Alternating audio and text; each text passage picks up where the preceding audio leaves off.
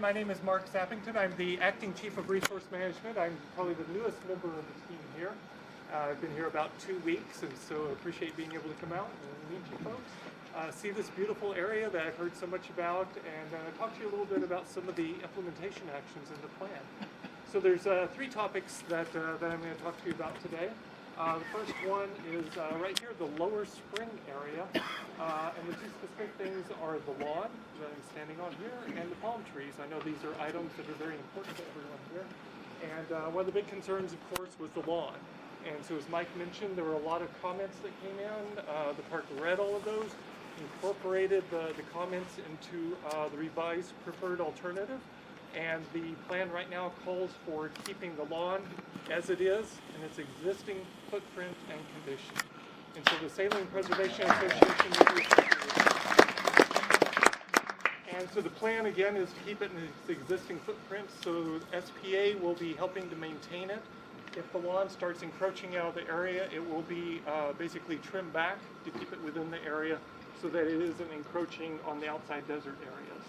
So definitely that'll be a good thing. We certainly appreciate the agreement with the SPA to help do that. The second item there is the palm trees, and so SPA will also be assisting with controlling the palm trees. As anyone who's familiar with palm trees knows, they produce a lot of seeds and a lot of seedlings. So the plan calls for maintaining the existing palm trees. SPA will be helping to remove seedling palm trees as they grow up, and I see a few of them around here, which I'm sure they'll be assisting with controlling those.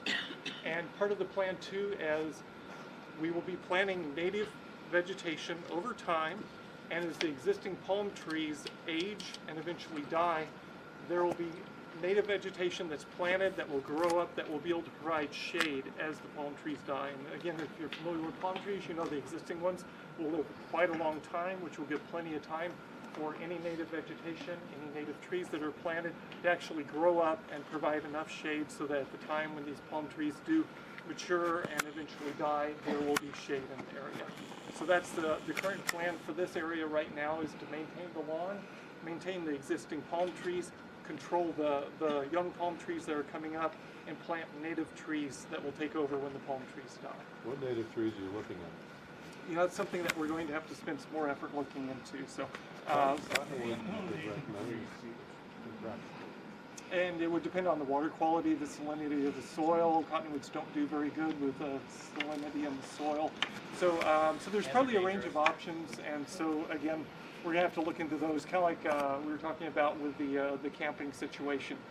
We'll be developing further plans on that, get some restoration plans that will include some different species that we'll be able to look into for that. So this is the lower springs. So the upper springs, or as Mike said, the upper springs, so not the Palm Springs, but the upper one that the Shoshones are very interested in helping to return to the natural condition. The plan up there right now is to basically remove all of the palm trees in that area. They are non-native in that area. Tribal history shows that they're not a part of the tribal culture, and they would like to have those trees removed. So we will be removing the palm trees from the upper spring. And then the other thing we'll be looking at is the fencing up there to look at alternatives for that. Right now it's a chain link fence, doesn't really fit into the environment very well, doesn't really fit into the kind of cultural, spiritual expectations of the tribe very well either. So we'll be looking at alternatives for that fence. So that's what will be taking place at the upper spring. And then the third item is the burrows. So what are we going to do about the burrow situation? And so certainly appreciate the stickers that the SPA is passing out. Those are fantastic. And as we heard earlier too, the mantra to not feed the burrows is fantastic. So as a park, Death Valley National Park is working with the Peaceful Valley Donkey Rescue. It's an organization out of Texas. They also have additional facilities. One of them's in Arizona. And they're a humane rescue group that removes burrows from federal and some other lands, including Department of Defense lands, trains the burrows, and then puts them up for adoption. And so far they've removed about 150 burrows this past year from Death Valley. They're here again, and we'll be up in this area during the winter time doing some scouting, and the plan is to actually have them setting some traps and doing burrow removals from this area right here. So they'll be within 2 areas right around this lower spring area sometime this spring, they will be out and they'll be setting those traps and doing burrow captures. And so right now, the idea and hope is that we don't need any fencing in these lower palm areas, and to remove the burrows down to a manageable level, or if we can, actually get all of them out of this lower area here. If that is unsuccessful, we might have to look at fencing at a future time. It's definitely important to keep them out of the spring sources especially, because of water quality issues.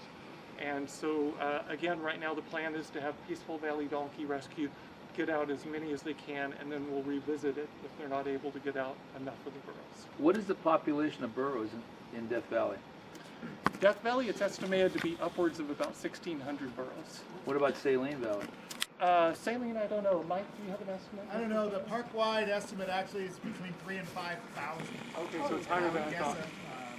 One of the biggest populations is here in Saline Valley. So. When's the implementation for work on the upper spring? When will all that work occur? We don't have a time frame just yet, so that's something we'll have to develop. Okay. Any other questions? Where are the burrows going to be relocated to? So they have facilities in Texas, Arizona, and Mike, where's the third location they've got now? Connecticut or somewhere back east. Yeah, they're very popular in Rhode Island and Connecticut. So people are actually adopting them to use them as basically guard dogs on their properties in New England. And so Peaceful Valley, they'll rescue them, they'll take them to their facilities, they will train them and then put them up for I can see adoption. these donkeys talk to one another. You know, I never really liked the They're desert funded by anyway. donations. And so this is all being done at no cost. They get the neighbor complaints. Well, it's definitely true. We are not contributing any funding to it. Let's hold questions till the end, please. Okay, thank you very much. Thank you.